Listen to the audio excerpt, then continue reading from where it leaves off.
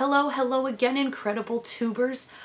Thank you for joining me on another episode of Recovery Crafting. I hope everyone is having an amazing weekend so far and that it just continues to get better. Today I decided that I would continue with last week's glass theme, but go a little bit of a different route. I am going to go the jewelry route this time, which is what I'm better equipped for. Well, I can't say that. It's any kind of crafting I guess I'm equipped for, but it's not all about me. Today I thought that I would show you how I make these glass Yggdrasil pendants. So you can see that there. And again, it's just using the clear aquarium glass that I did, again, get from the dollar store. And I will actually tell you a little bit about where this concept came from, and then I'll show you how to make your very own, so stick around.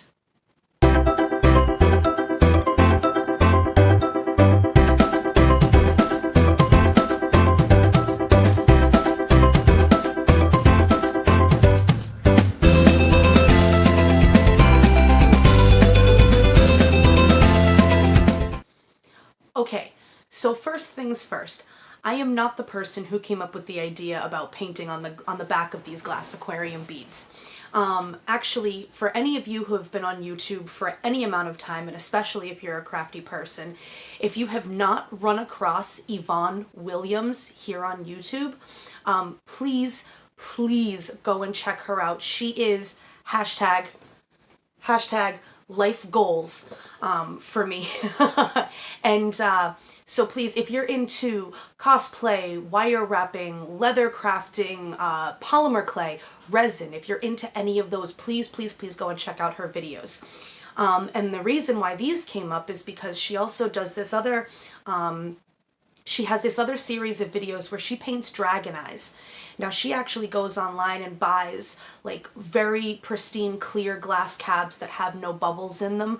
Again, I'm a thrifter when it comes to crafting, and for this specific craft, it doesn't matter to me that there are some imperfections in the glass. If I were to get further down the line and decide that that's something that I wanted to invest in, if I were making a whole bunch of money off of them and I wanted to up my quality, absolutely. But for right now, this is something that I just delved into. So I'm not worried about spending that kind of money. I'm more interested to see if they are something that sells for me at the moment. But please go check out Yvonne Williams with Back to Earth Creations. What she does is she actually paints dragon eyes on the backs of these, and they're extremely lifelike. They're beautiful works of art. And when I saw her make them, I kept thinking, well, I don't want to do dragon eyes. If I want to make these and sell them, I do want to take something and make it my own. And I decided, since the Tree of Life, excuse me, since the Tree of Life is actually a huge fad right now, and I don't mean fad in a bad way, by the way, it's just a big trend right now, is the Tree of Life. And I happen to be interested in Norse mythology, and I decided, hey, maybe I wonder if I could use the same concept that she uses for the dragon eyes and maybe hand paint some Yggdrasil trees of life on the backs of these. So for those of you who don't know, Yggdrasil is the Tree of Life in Norse cosmology and in Norse legend, and it is a giant green ash tree that spans all the worlds and holds all of their 9 worlds together. So if you're interested in that kind of thing, please go and look up a little bit more about it. It is a Tree of Life. It's, it's what ties everything together. So you'll see, if you look, that there's like that mid-plane, and then there's the tree above and the tree below. This is not, it's not like a heaven and hell kind of thing. That's not how the Norse worked. So do a little bit of research on it if it's something that you're interested in. And I'm going to show you, you'll see if you've watched Yvonne's videos, you'll see that the basic technique starts out the same, and then it differs as the craft goes on. What is the word I'm looking for? The procedure, not the procedure, the steps, whatever. Those change. There's a progression. And So yeah, let me get all my supplies together and we'll come back here and I will show you how to create your very own Yggdrasil pendant. Okay, now to start off you only need a few things. And this is just the first step of this. So I've got, again, from the dollar store, I've got my large glass gems. These are clear glass. I have, okay, now if anybody went to high school with me and you did bookbinding in art class, this is one of those tools, and this is actually from high school, so please, I apologize to anybody from my school who was a teacher who was watching, and because I brought this home to do bookbinding on my own, and then it never got back to school. So I'm sorry, yay, don't hate me. So anyway, this is something that I've had for a very long time, and then in the beginning, all we are going to need is some black nail polish. This is one of those, like the art brands, so it's got that very fine line tip on the end of it. So for the very first step, this is all we're going to need. So, and I thought that I had already opened up this bag, but apparently I hadn't. So, let's get this out of the way. We're just going to start off with one of these. And again, you can see, let me see if I can get that on there. You can see that there's like some wavy patterns on the back. There's some imperfections. Sometimes they have chipped edges. Again, as long as the face of them is still smooth, then you shouldn't have any issues. So we want to turn it over to the back. Try to stay on frame here. Shake up the nail polish. Now you'll notice again, for those of you who have watched Yvonne's videos, this is going to start out very similar to that. So basically I'm just taking my black and I am going to dab a pretty decent size dollop of the black nail polish as close to the center as I can get it. So we will start there. And then what I'm going to do is I'm going to take my piercing tool and I'm going to drag that paint straight out to the edges.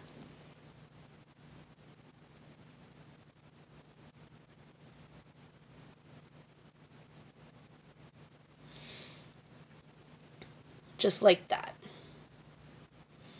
So that's making our mid plane. So I'm going to go ahead back in and put in a little bit more polish.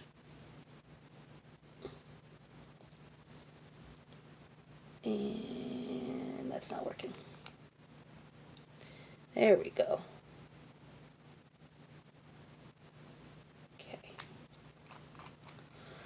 Okay. Now here's the fun part. Here's where we start to make our tree. So you're going to drag the paint, if you can see that. I'm going to start dragging the paint up, make our trunk. And then I just like to pull the paint and kind of spider, use the pointer tool to spider it out.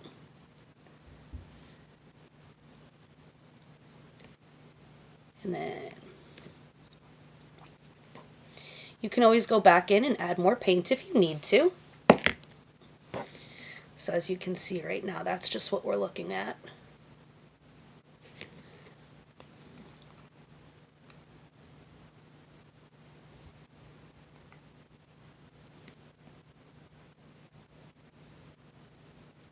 And I always like to continue adding that paint to the center because that's where we want to pull from. That's where a tree grows from, so that's where we want to create our tree from.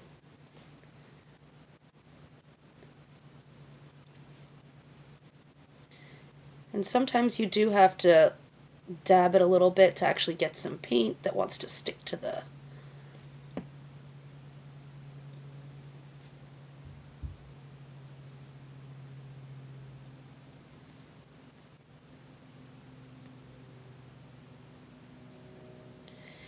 And I let this be as abstract as I want it to be. I'm not trying to recreate the wheel here or the tree as as it is. I'm just trying to get the semblance of the tree.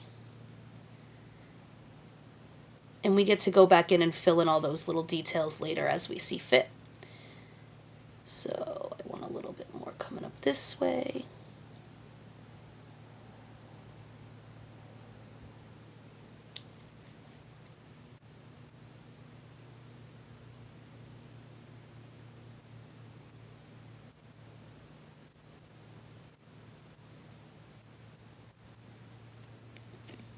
And it's okay to let it get a little messy. My hands are now covered in nail polish, and that's okay. What is crafting without a little bit of mess? And so what's cool about these is that they can be done in different stages. So you can take a whole bunch of these glass beads and just get your trees laid out, get all the black done, and then let them off to the side so that they can dry a little bit. One of the things that Yvonne did, because she's doing Dragon Eyes, is she's able to layer up wet paint over wet paint. I've found that these do have a tendency to smudge if I don't let them sit and kind of cure in between, and that's why I say doing them in stages is totally is usually more feasible. So I'm going to put this one off to the side, and then I'm going to grab one that is already dry, and we're going to come back and I'm going to show you how to decorate these. All right. So now to show you a little bit of where we can go with this. There's a whole different, there's many different options that you can do. So like you can see on this one, if you can see in there, that I actually went in with different colors and put in like leaves on the trees. And then I put in glitter and then filled in the background. So there are 3 different layers on there after the trunk of the tree. And then on this one, you can see, if you can see it, that instead of doing individual leaves, I just went through with glitter nail polish and I just filled in the tree like it was a full tree, so that the leaves would be a whole lot smaller. They'd just be the tiny speckles of the glitter. And then I'll go back in and fill this in with nail polish, different colors behind the top and the bottom. So what I thought we'd do with this one, and I mean, I do have all sorts of either fine line nail polishes, glitter polishes. Actually, for Christmas, a couple of years ago, 2 years ago, I was gifted this entire palette set of nail polishes here.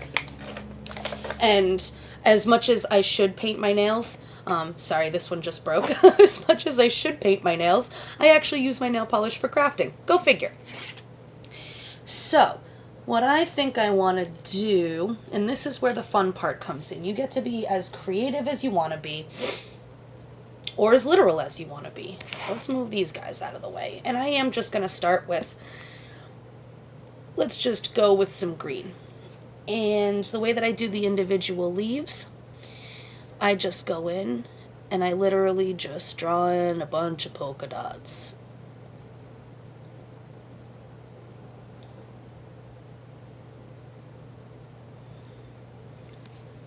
You can do as many or as few as you want.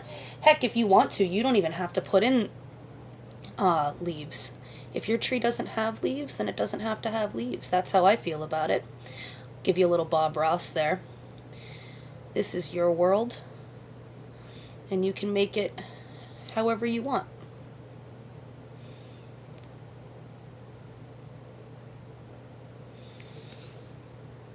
So, and again, you can make them as realistic or as abstract as you want. And so for the bottom, we'll go in with some yellow.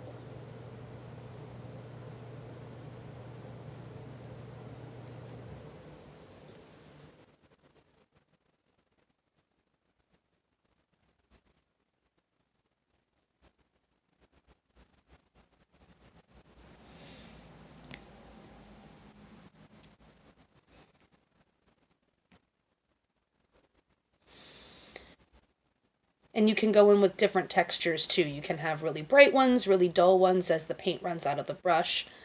It's entirely up to you.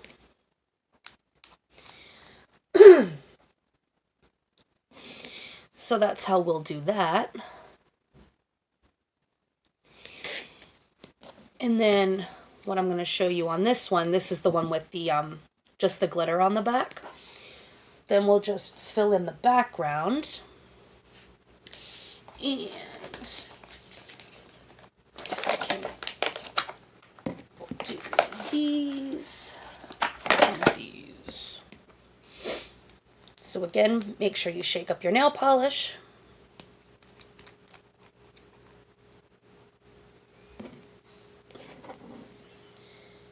And then you're just going to go in and you're going to fill in the whole background. I have found that you do want to cross over the black line in the middle that creates the border between your worlds. Don't leave that open, because actually don't leave it uncovered, because when you do turn it over, sometimes you can see a light gap in between there. In between the background color and the black border.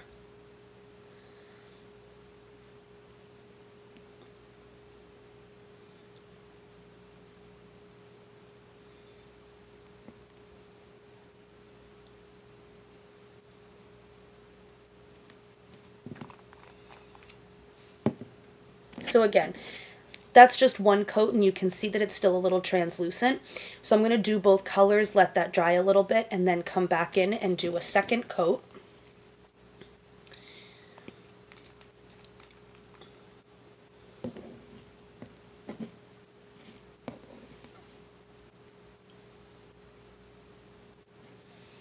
Ooh, that color is really translucent. I probably should have mixed this one a little bit better.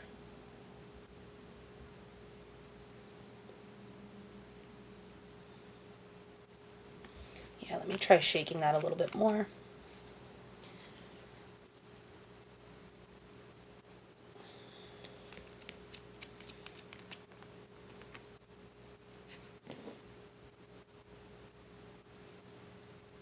Nope. It wasn't the shaking, it's just the paint. So for these, again, you'll go in and do as many coats as you need to do. Letting things dry in between each layer, because you don't want to smudge any of the work that you've already done.